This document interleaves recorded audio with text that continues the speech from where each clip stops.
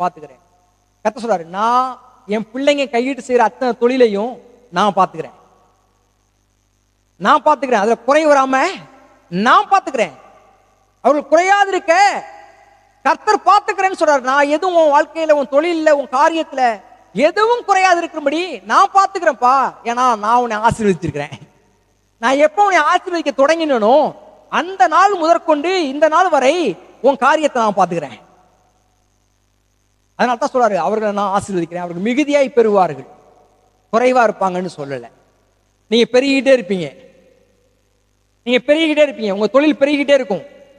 நீங்க செய்யற காரியங்கள் பெருகிட்டே இருக்கும்.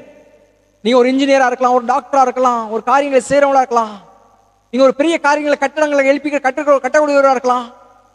அது பெரிய வர்த்தகத்தை செஞ்சிட்டு இருக்கலாம், ஒரு வேர்ல்டு வைடா செஞ்சிட்டு இருக்கலாம், அல்லது ஒரு பெரிய காரியத்தை நீங்க முனைப்போட செஞ்சிட்டு இருக்கலாம். அப்படி